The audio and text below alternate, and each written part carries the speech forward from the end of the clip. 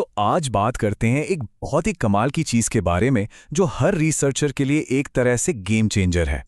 इसका नाम है ऑरसिड आईडी। चलिए समझते हैं कि ये आखिर है क्या और एकेडमिक दुनिया में इसकी इतनी चर्चा क्यों हो रही है। जरा सोचिए, आपने कोई बहुत जरूरी रिसर्च पेपर पब्लिश किया, लेकिन आपका नाम इतना कॉमन है कि कंफ्यूजन हो सकता है। या मान लीजिए करियर के दौरान किसी का नाम बदल जाता है।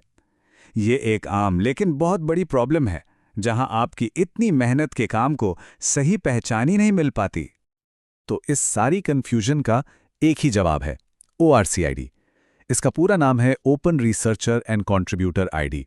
अगर आसान भाषा में कहूं तो यह हर रिसर्चर, हर स्कॉलर और हर इनोवेटर के लिए एक अनोखी और परमानेंट डिजिटल पहचान है।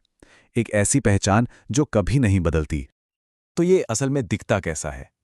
ये कुछ कॉम्प्लिकेटेड नहीं है। ये बस एक सिंपल से HTTPS लिंक की तरह है, जिसके आखिर में 16 अंकों का एक यूनिक नंबर होता है। यही है आपकी ऑर्किड आईडी।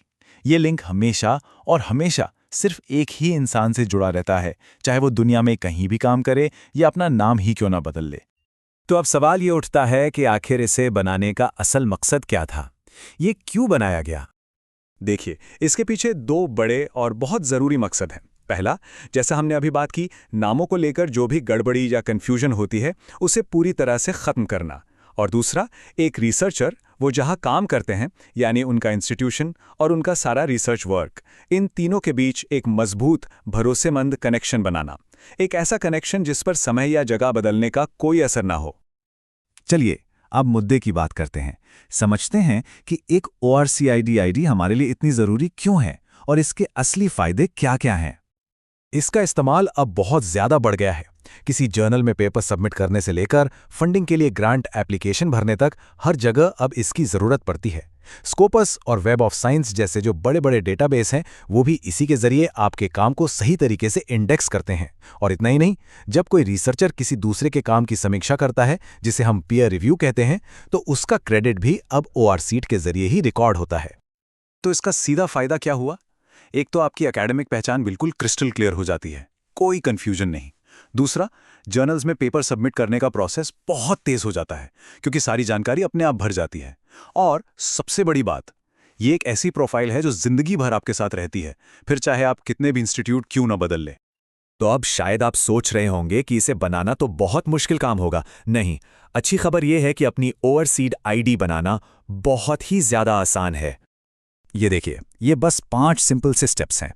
orcid.org पर जाइए और रजिस्टर कीजिए, अपना ईमेल कंफर्म कीजिए और फिर अपनी नौकरी और पढ़ाई की बेसिक जानकारी डाल दीजिए। सबसे ज़रूरी स्टेप है अपने सारे पब्लिकेशंस, यानी अपने काम को ऐड करना। इसके लिए वहाँ सर्च एंड लिंक का एक ऑप्शन होता है, उसे इस्तेमाल करना सबसे अच्छा रहता है।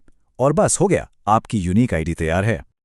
ठीक है, तो अब जब आईडी तैयार है तो आइए देखते हैं कि इसे अपने काम में कैसे इस्तेमाल करना है, ताकि इसका पूरा फ़ायदा उठाया जा सके। अपनी आईडी को अपने CV में सबसे ऊपर लिखिए। इसे अपने ईमेल सिग्नेचर में ऐड कीजिए। अपनी गूगल स्कॉलर प्रोफाइल से भी इसे जरूर लिंक कर दीजिए। और हाँ, अब से जब भी कोई पेपर, कोई आर्टिकल या कॉन्फ्रेंस में कुछ भी सबमिट करें तो अपनी ORCID आईडी का इस्तेमाल जरूर करें।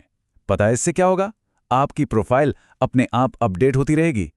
तो आखिर में बस एक सवाल, हर रिसर्चर का काम, उसकी सालों की मेहनत, उसकी एक यूनिक विरासत होती है ना?